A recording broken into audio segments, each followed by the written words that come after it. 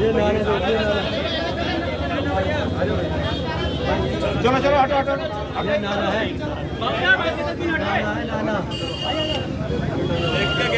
यार, अरे चलो ना। इस तरह की घटनाएं करते हैं, ये सब लोग भी तो हमारे बीच में रहते हैं।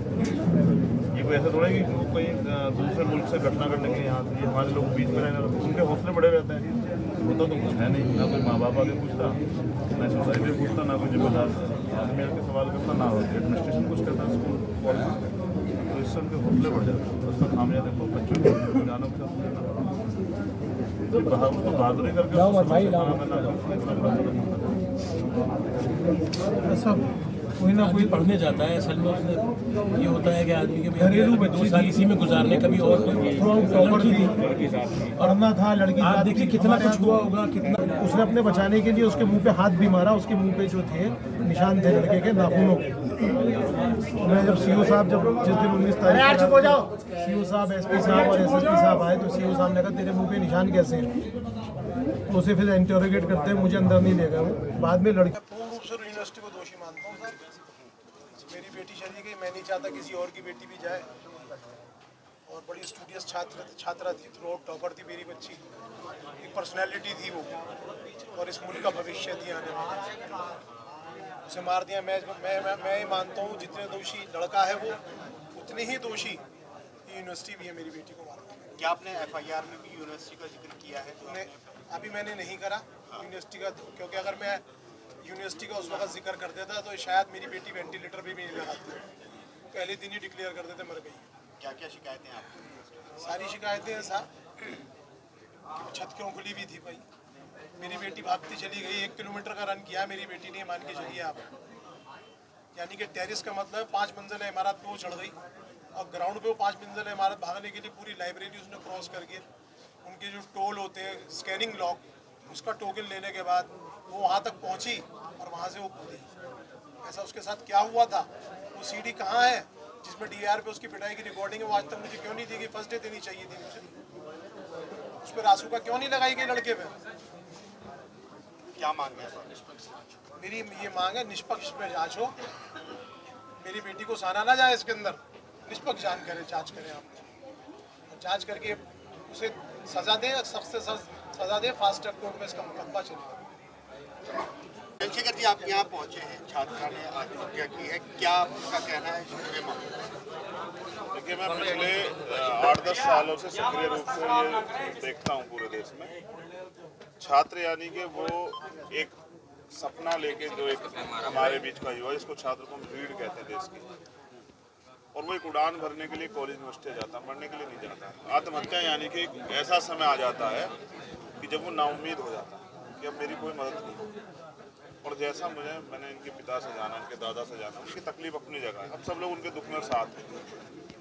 हम बेटी को तो वापस नहीं ला सकते, लेकिन ये जानने का विषय ये है कि 6 महीने से पहले से ये सब चीज़ें जारी थी। उसने यहाँ यूनिवर्सिटी में भी शिकायत की। यूनिवर्सिटी अपने मान सम्मान की रक्षा के लिए कि उनके यूनिवर्सिटी पे कोई आरोप ना लगे या इस तरह की बात बाहर ना जाए, वो कभी कभी इस तरह की चीज़ों को इग्नोर कर देती है, जिसका खामियाजा इतने बड़े पैमाने पर भुगतना पड़ता है।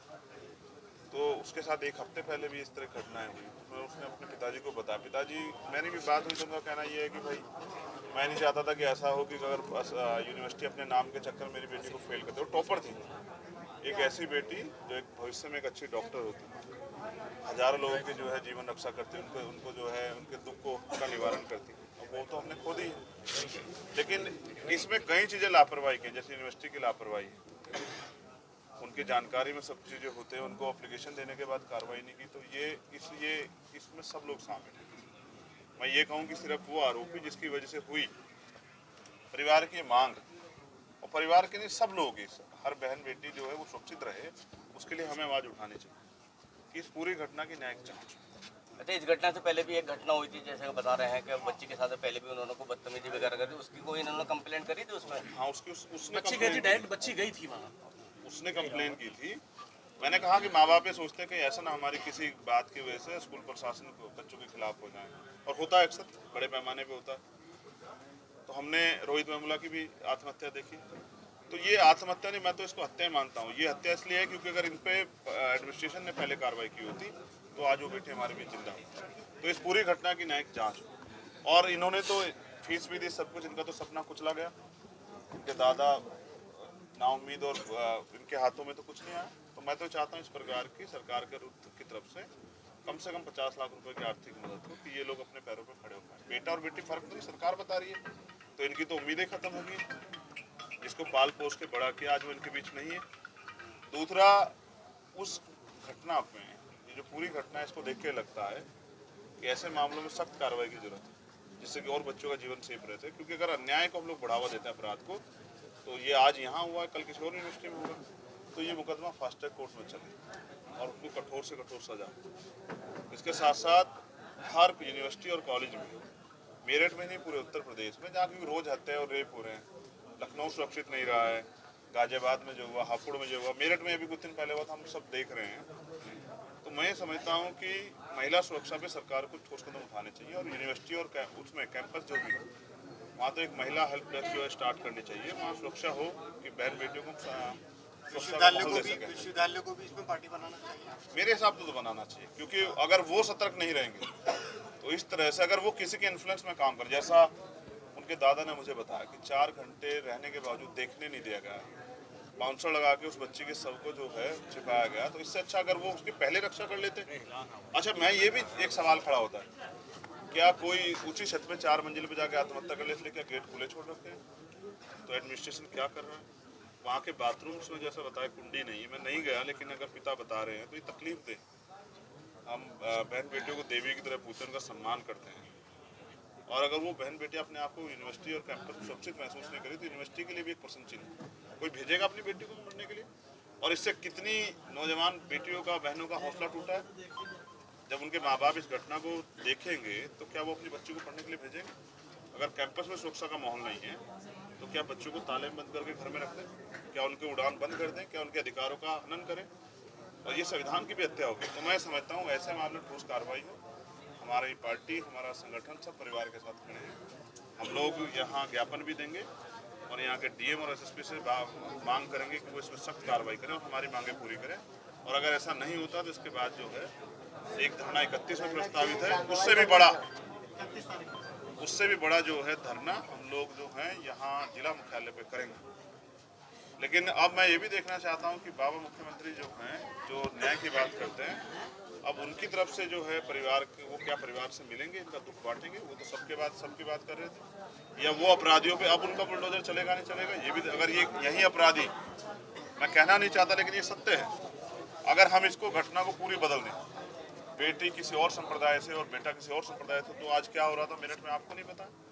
शायद मेरठ में कर्फ्यू जैसे हालात हो जाते, क्योंकि भारतीय जनता पार्टी के लोग और उनके से जुड़े हुए संगठनों के लोग यहाँ दंगे जैसा माहौल बनाते और इसको पता नहीं क्या क्या जिहाद का नाम देते। तो मैं तो ये सोच रहा हूँ कि जिहाद नहीं, ये अपराध है और अपराध में सरकार को सख्त कार्रवाई करनी चाहिए। और सरकार अगर नहीं करती तो उस बहन का भाई जो है यहाँ मौजूद है। मैं अभी और 2 घटनाएं मैंने देखी जहाँ दलितों के साथ भी अन्याय हुआ, मुझे टोल पे मिले, रो रहे हैं, यहाँ की पुलिस कार्रवाई नहीं कर रही है। तो मैं यहाँ के एसएसपी से पूछूंगा कि वो कुर्सी पे क्यों बैठे हैं। 2 बड़े मामलों में, एक जो है उसका नगला का एक मामला है, एक खेड़की का मामला, कोई कार्रवाई नहीं हुई, हत्या हुई है। तो यहाँ की पुलिस अगर सत्ता के इशारे पे जो है ना कमजोर वर्गों का की जानों का हनन करेगी, उनकी जाने पे भी कार्रवाई नहीं करेगी, तो फिर ये विद्रोह पैदा होगा। विद्रोह होगा तो आंदोलन होगा और आंदोलन सरकार झेल नहीं पाएगी। तो मैं इसलिए यहाँ के प्रशासन से मांग करूंगा कि वो संविधान की वजह से कुर्सी बैठे हैं, तो वो न्यायप्रिय कार्रवाई करें और जाति धर्म के चश्मे से लोगों को ना देखें, ना ही सरकार के चश्मे से, वरना जनता का विद्रोह शायद प्रशासन और सरकार संभालना।